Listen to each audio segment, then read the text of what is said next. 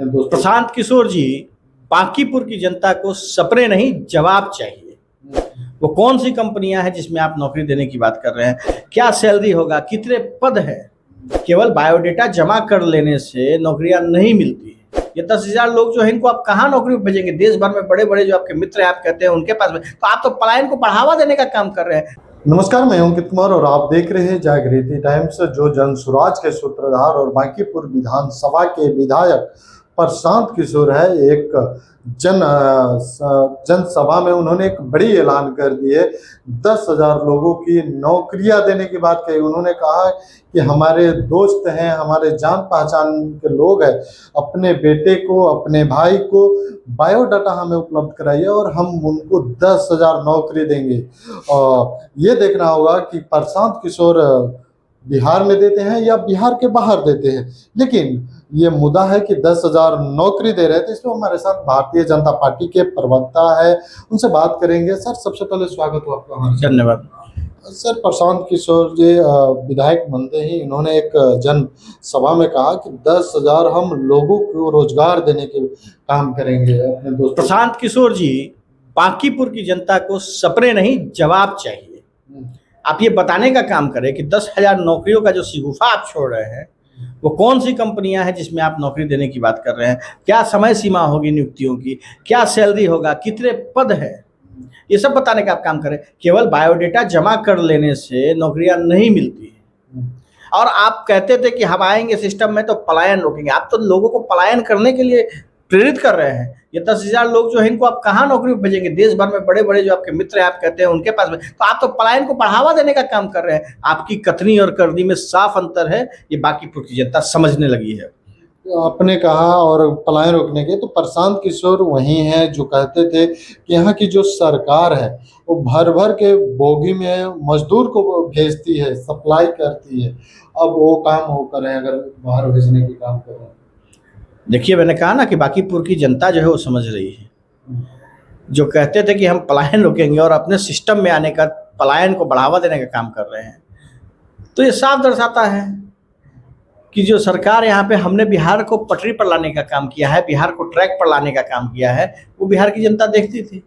ठीक है, आप आ गए हैं सिस्टम में, तो आप क्या कर रहे हैं ये भी बिहार की जनता, बांकीपुर की जनता देख रही है। आप पलायन को बढ़ावा दे रहे हैं, आप रोजगार और नौकरी की बात नहीं कर रहे हैं। अच्छा, भारतीय जनता पार्टी एक और बात कहती थी कि प्रशांत किशोर नेता नहीं, एक व्यवसाय है, व्यापारी है। तो क्या उनको अपनी जो व्यवसाय है जो अन्य राज्यों में है, क्या बिहार में ला के बिहार के युवाओं को रोजगार देना चाहिए? देखिए, भारतीय जनता पार्टी बिहार के लोगों की अस्मिता और उनके सम्मान की बात करती है। और हम हमेशा कहते हैं जो बिहार के लोग हैं वो देश भर में बिहार का नाम रोशन करने जाते हैं। और प्रशांत किशोर उनको क्या कहते हैं? मजदूर हैं, ट्रेन में भर कर जाते हैं। हम कहते हैं एक एक बिहार का लोग, एक एक बिहारी बिहार का नाम ऊँचा कर रहा है देश विदेश जाकर। यही अंतर है उनकी और हमारी सोच में। कि क्या लग रहा है कि प्रशांत किशोर के जो ये ऐलान से बीजेपी डरी हुई है कि अब ये रोजगार की बात करें तो कहीं ना कहीं हमारे वोट बैंक छुटे? ऐसा कुछ नहीं है। काम करें, बांकीपुर की जनता ने मौका दिया है, काम करें। Bharatiya Janata party good governance की बात करती है और भारतीय जनता पार्टी डिलीवरी की बात करती है, और हम लोग डिलीवर करते आ रहे हैं। इसलिए जनता का हमारे साथ विश्वास है और हम लोग भारत में सरकार चला रहे हैं, बिहार में डबल इंजन की सरकार चला रहे हैं। जनता का विश्वास होता तो बांकीपुर राष्ट्रीय अध्यक्ष का सीट रहा, वहाँ तो आप लोग। जनता के जनादेश का सम्मान है, लेकिन बिहार में भारतीय जनता पार्टी और एनडीए की सरकार है और ये मजबूती से चल रही है। केंद्र में मोदी जी के नेतृत्व में सरकार चल रही है, डबल इंजन की सरकार, डबल विकास का काम कर रही है। और 2005 से लेकर अब तक बिहार का जो विकास हमने किया है उसके बदौलत हम लोग यहाँ खड़े हैं। जेएनजी एक बड़ा मुद्दा है। बिहार और दिल्ली के बाद झारखंड में जेएनजी आंदोलन कर रहे, जेपीएससी पेपर लीक के मामलों को लेकर, लेकिन वहाँ पे विपक्ष का उस तरह का जवाब नहीं आ रहा जिस तरह से बिहार में आ रहा है। देखिए, ये पब्लिक है, सब जानती है, रंगे सियारों को पहचानती है। उनका दोहरा चेहरा जो है सामने आ गया है। ठीक है, वो लोग युवाओं की आवाज़ को दबाने का काम करते हैं, युवाओं के साथ खड़ा होने का काम नहीं करते हैं।